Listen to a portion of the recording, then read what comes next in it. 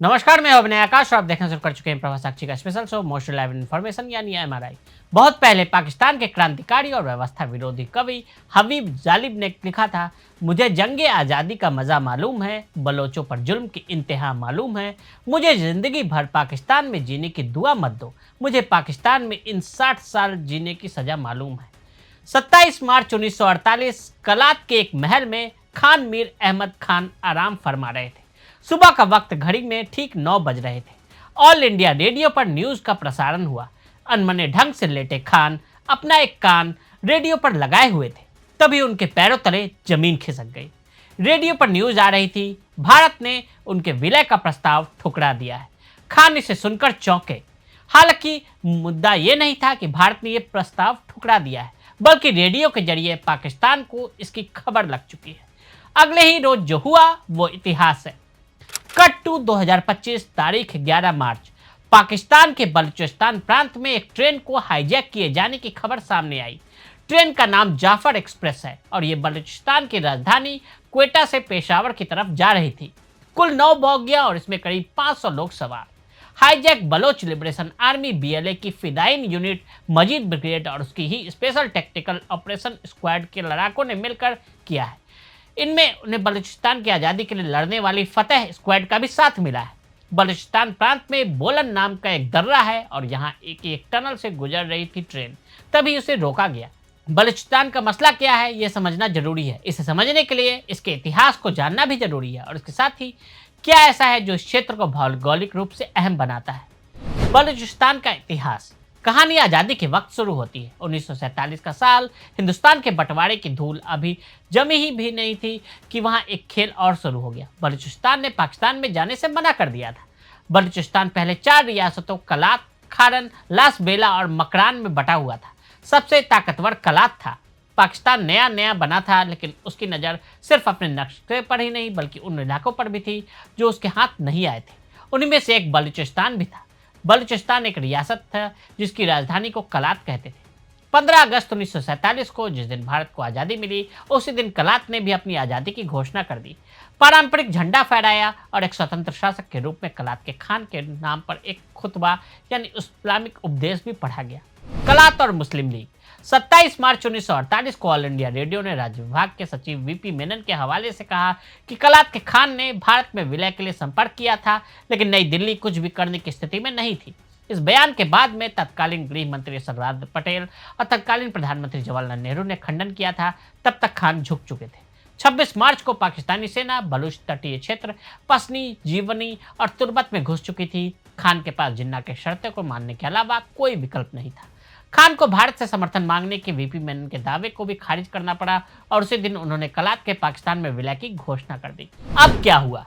पाकिस्तान के अशांत बलूचिस्तान प्रांत में सक्रिय संगठन बलूच लिबरेशन आर्मी ने 11 मार्च को 500 यात्रियों से भरी जाफर एक्सप्रेस को बेपटरी कर उसे हाईजैक कर लिया। फायरिंग में ट्रेन ड्राइवर समेत कई यात्री घायल हुए।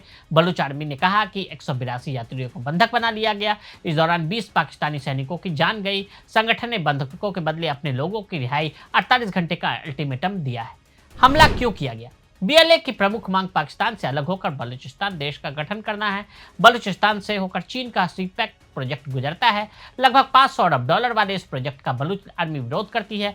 उनका कहना है कि ग्वादर पोर्ट पर स्थानीय बलूच लोगों के अधिकारों को खत्म किया जा रहा है। पिछले 4 साल में बीएलए ने 76 हमलों में 1156 पाक फौजी को मार गिराया है। बलूचिस्तान का भूगोल बलूचिस्तान पाकिस्तान के दक्षिण पश्चिम में पड़ता है। 2 देशों ईरान और अफगानिस्तान से इसकी सीमा लगती है। पाकिस्तान में कुल 4 प्रांत हैं, पंजाब, खैबर पख्तूनख्वा, सिंध और बलूचिस्तान। क्षेत्रफल के लिहाज से बलूचिस्तान सबसे बड़ा है। यहाँ की आबादी 1 करोड़ 49 लाख है। पाकिस्तान की 44% जमीन बलूचिस्तान में है। बलूचिस्तान की आबादी कुल आबादी की महज 5% है। आप यूँ समझ सकते हैं कि ट्रेन जहाँ हाईजैक हुई है वहाँ का भूगोल पाकिस्तान के लिए बहुत ही संवेदनशील है।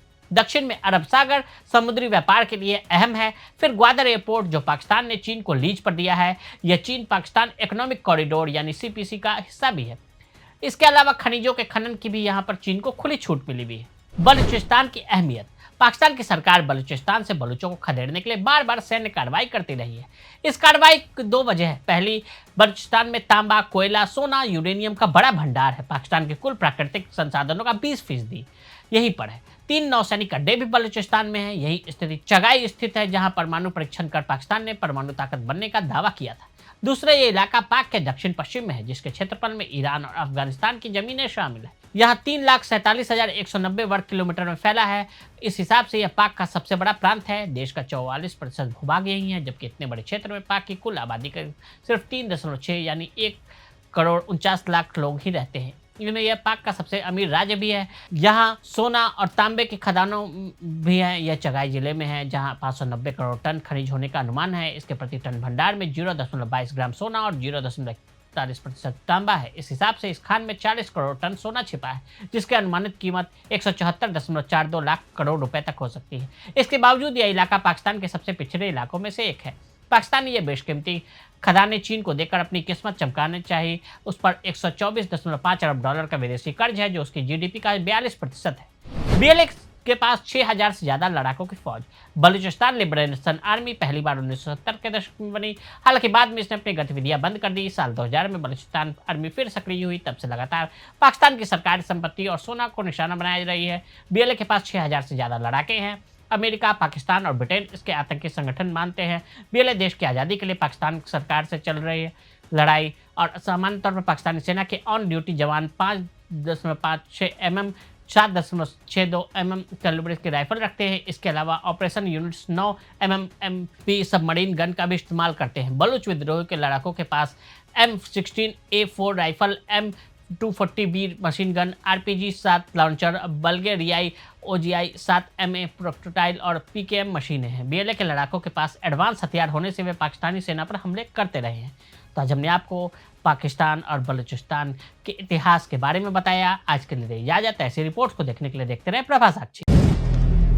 अगर आप भी लेना चाहते हैं देश दुनिया की तमाम जानकारी, तो आज ही सब्सक्राइब करें हमारे चैनल को। साथ ही नीचे दिए बेल आइकन को जरूर दबाएं, ताकि हर अपडेट आप तक पहुंच सके।